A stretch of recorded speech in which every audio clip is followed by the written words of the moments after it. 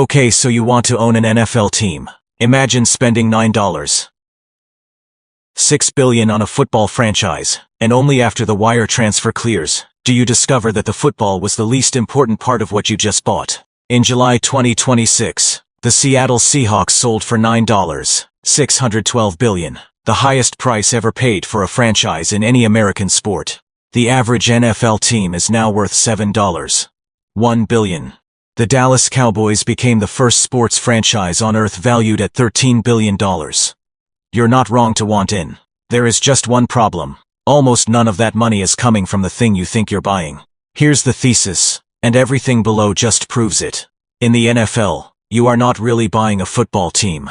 You are buying a seat at a table that pays you whether your team wins, loses, or doesn't sell a single ticket all season. The league doesn't need you to be good at football. It needs you to own a chair. Let's start with the number that breaks people's brains.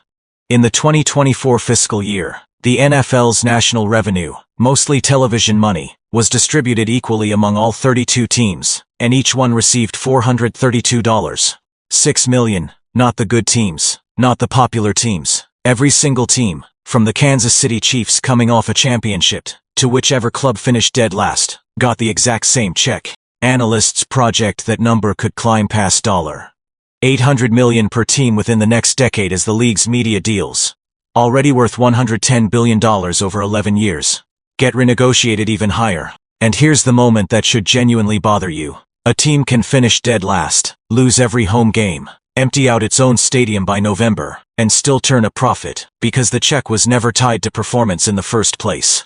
The NFL has quietly built a system where a losing team's owner can get richer in a bad season than a mediocre team's owner does in a good one, purely based on a media contract signed years before either team played a single down. Wait, you might be thinking, what? That's the whole point, which raises a stranger question. If every team splits the same enormous check, if the whole league is engineered so nobody can really lose financially, why does exactly one franchise in the NFL have 0 billionaire owners? Over 500,000 regular people holding stock instead. And a rule on the books that makes it structurally impossible for any of them to ever get rich off it. We'll get there. First, you need to understand the obstacle standing between a billionaire and a better team, because it's not a person. It's the league itself. Most businesses reward spending more money. The NFL punishes it. The league enforces a hard salary cap, no exceptions, no luxury tax workaround the way the NBA or MLB allows. For 2026, that cap sits at $301, $2 million per team, up from $208, $2 million just 4 years earlier. Every team operates under the exact same ceiling regardless of market size, regardless of local revenue, regardless of how much you personally are willing to spend. The Cowboys, worth $13 billion, and the Bengals, worth roughly a third of that, are handed the identical player budget. You can out-earn every other owner in the league, and it buys you nothing on the field. The league decided decades ago that no owner gets to buy their way to a better roster, and there is no version of that rule you can negotiate around. In any other industry, that would be illegal collusion. In the NFL, it's the entire business model, and every owner signed up for it willingly, because a league where nobody can outspend anybody is a league where every team stays valuable, even the bad ones.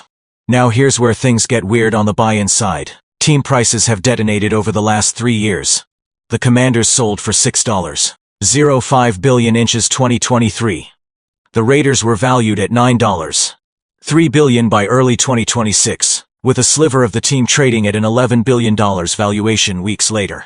Minority stakes, sometimes as small as 2% or 3% of a franchise, are now changing hands at valuations north of $8 billion for teams like the Bears and the 49ers. This isn't a business you buy into with savings. It's a business you buy into with a net worth measured in the tens of billions, because the NFL requires the controlling owner to hold at least 30% of the team, and 30% of a $7 billion franchise is over $2 billion in cash before you've hired a single coach. There is a newer way in though, and it says a lot about where this business is really headed. The NFL recently opened the door to private equity, letting funds buy passive, non-controlling stakes in franchises for the first time in league history. These funds can't run the team and can't even hold stakes in more than a handful of clubs at once.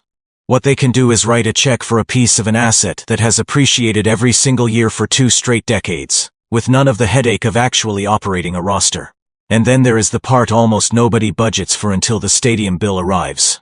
Building or renovating an NFL stadium now routinely costs $2 billion to $5 billion, and a meaningful chunk of that has historically come from taxpayers, through bonds, tax breaks, and public financing deals negotiated under the threat of relocation.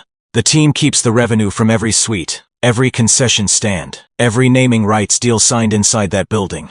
The public often keeps the debt. It's one of the few businesses in America where the customer base can be asked to help fund the very factory that will then charge them full price for tickets. Add it up, a $432, $6 million national check that arrives no matter what, a salary cap that actively prevents you from buying a better team, a purchase price that requires billionaire status just to qualify for a seat, a stadium bill that can run into the billions, partly funded by the same city whose fans you're counting on to fill it. The team, as a football operation, is almost beside the point. The asset was never the roster. The asset was the seat at the table, and the seat appreciates whether the team wins a single game or not. Now, back to that question. If the whole league is built so that nobody really loses, why does one franchise refuse to let anyone actually win? Financially, off owning it at all. Imagine owning part of an NFL franchise for your entire life. Being able to pass your stake down to your children, and never once being legally allowed to sell it for profit. Collect a dividend, or cash out a single dollar of appreciation. Hundreds of thousands of people have done exactly that, on purpose, for over a century. There is exactly one publicly owned, non-profit franchise in major American pro sports, and it happens to be one of the most successful teams in NFL history, the Green Bay Packers. As of 2025, 538,967 people own a combined 5.2 million shares of Green Bay Packers. Not billionaires. Fans, some own one share. The average shareholder owns fewer than 10. Those shares pay no dividend, cannot be sold on any market, can't appreciate in value, and if the team were ever sold, every dollar of the proceeds would go to a charitable foundation. Not to the shareholders. You can own a literal piece of an NFL franchise, on paper forever, and legally never make a single cent from it. The structure exists almost by accident. The Packers were reorganized as a non-profit corporation back in 1923, when the team needed cash to survive, and the only people willing to provide it were the citizens of Green Bay itself. By the time the NFL banned public ownership for every future franchise in 1960, worried about exactly this kind of arrangement diluting control. Green Bay was already grandfathered in, the one relic of a version of the league that never happened anywhere else. No single shareholder is allowed to hold more than 200,000 shares, about 4% of the total, specifically so no wealthy investor could ever quietly buy control, the way every other franchise in the league is bought and sold today. People buy the shares anyway, not for the money. For the seat, the vote at the annual meeting, the small mad joy of being able to say you technically co-own the team that just won a playoff game. In fiscal year 2025, that same nonprofit, fan-owned franchise posted an $83.7 million operating profit, proof that the regular NFL business model, the equal national revenue, the salary cap keeping costs predictable, works perfectly well without a single billionaire controlling owner in the building. The Packers didn't need a Wall Street financier to become one of the most valuable brands in the sport. They needed 538,967 people willing to buy a piece of something they'd never profit from, purely because the story mattered more than the return. That's the reveal underneath the reveal. The NFL isn't really selling ownership. It's selling belonging, at every price point that exists. A billionaire buys a controlling stake for $9.6 billion and gets a seat at the league's boardroom table, plus a check for $432 million a year, whether his team wins or not. A fan in Wisconsin buys one share for a few $100s, and gets a vote he'll never cash out, and a story he'll tell for the rest of his life. Both of them are buying the exact same thing, at wildly different scales. Neither of them is really buying football. The football was never the business. The football was the content. The business was the media company built around it, and the media company doesn't care who's standing on the sideline, as long as the cameras are rolling. So, let's close the loop. You buy an NFL team, and the price tag isn't really the price of a football operation.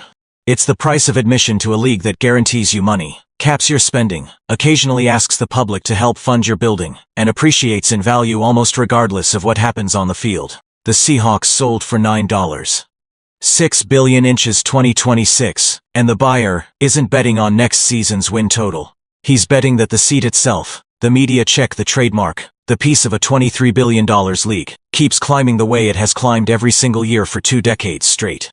Compare that to the actual football operation underneath it.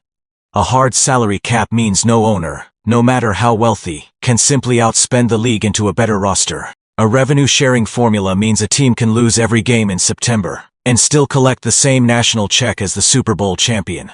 A stadium can be financed with public money and still generate private profit for decades, once it's built.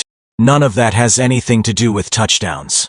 It has everything to do with owning a fraction of a media company that happens to stage its content on a football field. Every Sunday from September to February, the stadium still roars on a Sunday. The jersey still means something when your kid wears it to school. That feeling is real, and no balance sheet can take it away from anyone. But underneath the logo, the tailgate, and the ownership box with your name on the door, is a business built almost entirely on a media contract you don't negotiate, a cap you don't control, and a seat at a table that was worth more than the roster the day you bought it. The football was never really for sale. The seat was. And in Green Bay for the price of a single share. So is the story, if you're willing to never see a dollar of it back.